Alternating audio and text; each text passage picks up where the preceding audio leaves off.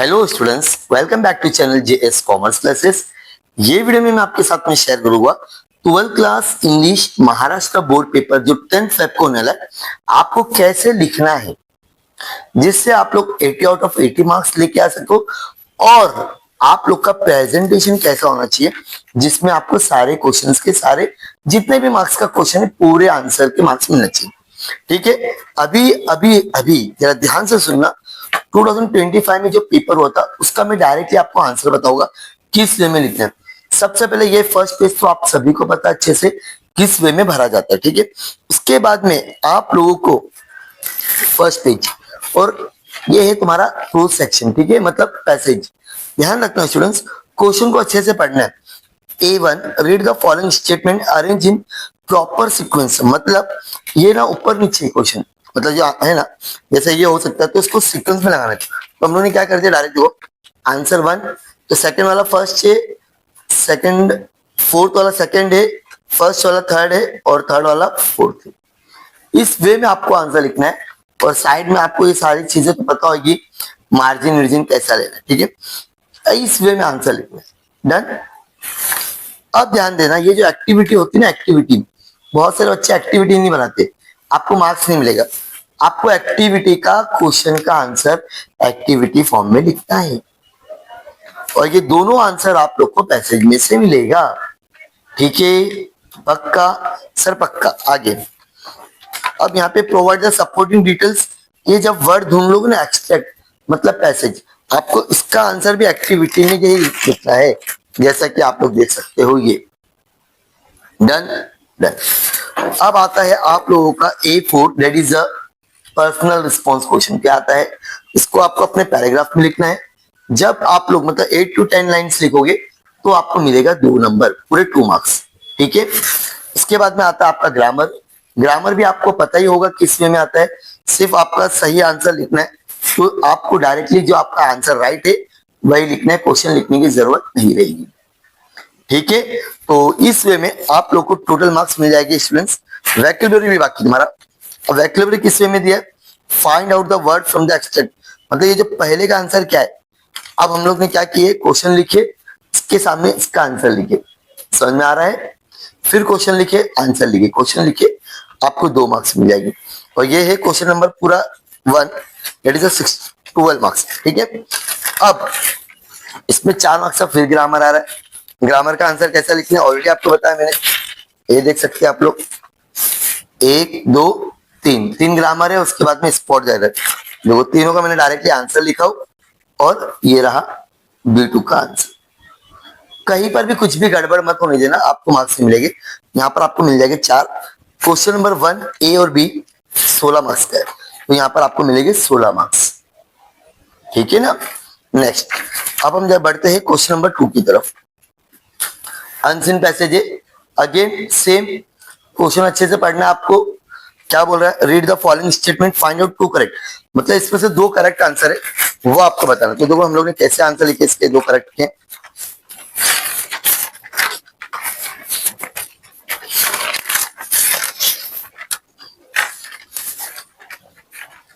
तो जो right answer है डायरेक्टली आपको राइट में लिखने दो। देख सकते हैं आप लोग, हम लोगों ने लिख दिए दोनों राइट के आंसर। ठीक है, इसी वे में बहुत अच्छे से लिखना है। इसके बाद में अगेन वो आप लोग का एक्टिविटी फॉर्म में आ गया, आंसर भी आपको एक्टिविटी में ही लिखना है। फिर से ध्यान दो, सिर्फ ऐसे ही आपको सन, और ये दोनों का आंसर आपको पैसेज में से मिलेगा। इवन क्वेश्चन नंबर 3 ये भी आपको पैसेज में से मिलेगा। कुछ नहीं बोला है, मतलब आप लोग को पैराग्राफ में लिखना है। किसमें लिखना है, पैराग्राफ में। देख सकते हो एक तरीका आंसर, और ये पूरा डिटेल एक्सप्लेनेशन हम लोग ने एक वीडियो में अपलोड की। ठीक है, जरूर देखना। A4 आप लोग का अगेन क्या मिलेगा, पैसेज में से। ये पर्सनल रिस्पॉन्स है, राइट योर व्यूज। ठीक है, वापिस पैसेज आ गया, ग्रामर आ गया, सॉरी। ठीक है, डायरेक्टेड मतलब ग्रामर। 2 ग्रामर है, 1 और ये 2। अगेन डायरेक्टली मैंने दोनों के आंसर्स लिख दिया, देख सकते हैं आप लोग। उसके बाद में वैकेबलरी मैच द फॉलोइंग करके लिखना है। आप लोग डायरेक्ट आंसर लिखोगे तो भी चले, लेकिन मैच द फॉलोइंग में क्वेश्चन लिखो, उसके सामने इसका आंसर लिखो। क्वेश्चन लिखो, आंसर लिखो, क्वेश्चन लिखो, आंसर लिखो, क्वेश्चन लिखो, एकदम सिंपल। ठीक है, नेक्स्ट अब आता है तुम्हारा समरी। क्या आता है, समरी, जो आपको पूरे 3 मार्क्स देता है। स्टूडेंट्स कितना देता है, 3 मार्क्स, 3 मार्क्स। ठीक है, देख सकते हैं आप लोग, दिखा अब समरी मतलब क्या होता है, जो आपने अभी पैसेज पढ़े, सेकंड पैसेज, देखो इस वे में लिखना है समरी। पहले आपको हेडिंग डालना है, इसको और अच्छे से लिख सकते हैं, इन्वर्टेड कॉमा और अंडरलाइन, समझ में आ गया। और अच्छे से, ज्यादा इससे बड़ा होना नहीं चाहिए, याद रखना समरी मतलब शॉर्ट, पैसेज को शॉर्ट करके लिखना है। 1 2 3 4 5 6 7 8 9 10 11 12, मतलब 12 लाइन, 15 बहुत ज्यादा बोल दिया, 10 to 15 लाइन में आपको कंप्लीट करना है, ठीक है। उसके बाद में आता है आपका mind mapping. Okay, mind mapping कैसे लिखोगे आप लोग, एक्टिविटी फॉर्म में बनता है, ये तो पता ही होगा आप लोग को। और माइंड मैपिंग के ऊपर मैंने बहुत वीडियो अपलोड किया, जरूर देखना आप लोग। Done sir, done. अब आता है तुम्हारा पोइट्री सेक्शन। अगेन आइडेंटिफाई, आपको एक्टिविटी में बोला, तो अगेन आपको एक्टिविटी में ही करना होगा। देख सकते हो आप लोग, जो क्वेश्चन एक्टिविटी में बोलेगा उसको एक्टिविटी में करना है। उसके बाद में narrator does not want consultation, आपको पैराग्राफ में लिखना पड़ेगा, मतलब वही आंसर फॉर्म में, पॉइंट फॉर्म में लिखोगे तो भी चलेगा, ठीक है। इसके बाद में आप लोग का आता है माइंड विदाउट लिबर्टी, ये आपका एक्सप्लेन ओन व्यूज, तो आपको ओन वर्ड से भी इतना मिनिमम लिखना है, 2 मार्क्स के क्वेश्चन से, ठीक है। इसके बाद में आता है आपका फिगर ऑफ स्पीच, 2 मार्क्स के आते हैं फिगर ऑफ स्पीच, तो आपको लिखना है फिगर ऑफ स्पीच। 1 मार्क्स आपको उसका बताने के लिए मिलेगा, और 1 मार्क्स वो क्या है, जैसे कि फिगर ऑफ स्पीच रिपीटेशन है, the word no repeated no more are repeated from the emphasis, no बार आ गया ना, 2, समझ में आ गया। जैसे यहाँ पे देख सकते हैं आप लोग, 2 वर्ड क्या है, नो मोर, पूरा वर्ड रिपीट हो गया, इसको बोलते हैं रिपीटेशन, क्या बोलते हैं। अब ध्यान देना इधर स्टूडेंट्स, एक पोएम बनाना पड़ता है आप लोग को, ठीक है। पोएम बनाने का 4 लाइन, तो बरोबर 4 लाइन ही लिखना है, ज्यादा लिखने की जरूरत नहीं है, ऐसा ही लिखना है। अभी मैं आपके साथ में जैसा पेपर बता रहा हूँ उसी वे में लिखोगे, ठीक है। नेक्स्ट, अब यहाँ पे आपको बोल रहा है एप्रिसिएशन। एप्रिसिएशन पैराग्राफ फॉर्म में लिखते हैं। आप लोग को क्या क्या चीज पता रहना चाहिए, पोएट, पोएम का नाम, पोएम का theme, figure of speech, priming word, इस वे में आपको लिखना है। जैसे कि पहला पोएम का नाम लिख दिया आपने, फिर पोएम का पोएट कौन है, पोएम में क्या क्या है, सारी चीजें आप लोग ने पढ़े रहेंगे तो एकदम इजी वे में लिख सकते हो। इसके बाद में आपका आता है राइटिंग स्किल सेक्शन। जैसा अभी मैंने यहाँ पर राइटिंग स्किल आप लोगों के लिए वर्चुअल मैसेज बताया, ठीक है। तो इस वे में लिखना वर्चुअल मैसेज, डेट, टाइम, जिसको भेज रहे, लास्ट में जो भेजने वाले का नाम, ज्यादा बड़ा नहीं लिखते हैं ड्राफ्टिंग वर्चुअल मैसेज, समझ में आ रहा है, ठीक है। इसी वे में लिखोगे, पूरे 4 मार्क्स मिलेंगे, ठीक है। अब इसमें 3 में से एक ही करना था, तो हम लोग ने ये वाला कर दिया। नेक्स्ट, ईमेल, रिपोर्ट और इंटरव्यू। मैं तो सजेशन देता हूँ इंटरव्यू करने का। इंटरव्यू का ऑलरेडी मैंने एक फॉर्मेट का वीडियो बनाया, वो देख लेना, ठीक है। ये है, आपको आंसर दो कैसे लिखना है। ये पहले तो बॉक्स बनाना है, उसके बाद में पहला स्टार्टिंग गुड मॉर्निंग वो सब करेंगे, उसके बाद में उसके क्वेश्चंस पूछोगे, वो भी किसके रिलेटेड, जैसा क्वेश्चन में दिया वही फॉर्म में, इसका सीक्वेंस बदलना नहीं तो मार्क्स नहीं मिलेगा स्टूडेंट्स, ठीक है। पहला मोटिवेशन बोलता, मोटिवेशन के ऊपर ही पूछना है। इसके बाद में आपका आता है speech, comparing expansion of idea. Speech लिखेंगे हम लोग, जैसे कि स्पीच का भी लिखना है वही सेम तरीका, पहले हेडिंग डाल दो, इन्वर्टेड कॉमा डाल दो और अच्छा दिखेगा, ठीक है। तो 2 पैराग्राफ 3 पैराग्राफ लिखो, पूरे 4 नंबर मिलेंगे, नो मिस्टेक है, ग्रामेटिकल मिस्टेक नहीं होना चाहिए, नीट और क्लीन। Done done. अब review, appeal, blog.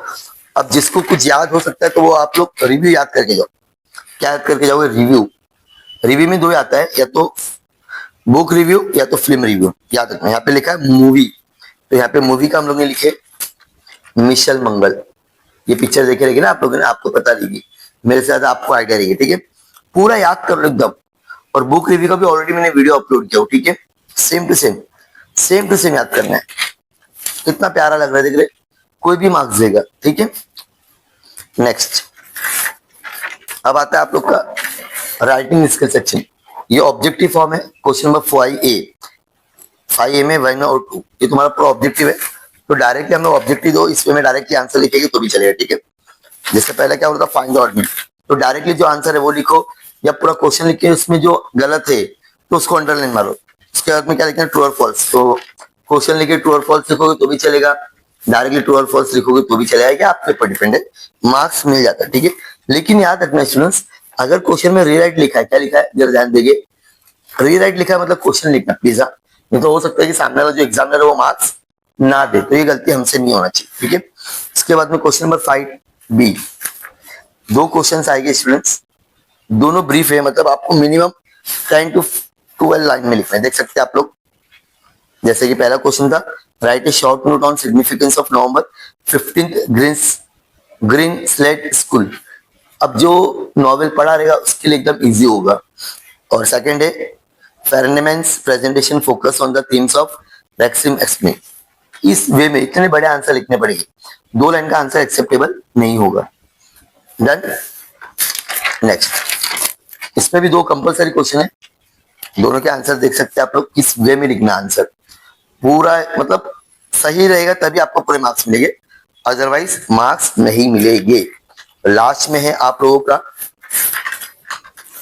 2 question, write a brief message letter receive by the, देख सकते हो, मिस मोर्स channel.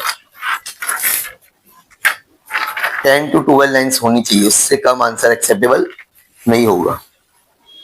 Okay, so this is the paper presentation of English जो 10th फेब को होने वाला है। जैसा बताया वैसे ही लिखना है, और कैसे लिखना है इसके ऊपर मैंने डिटेल वीडियो बनाया हूं, मतलब आप लोग कैसे आंसर याद कर सकते हो। प्लीज प्लीज प्लीज इस वीडियो को जितना हो सके अपने फ्रेंड के साथ में शेयर करें। Thank you so much, bye bye.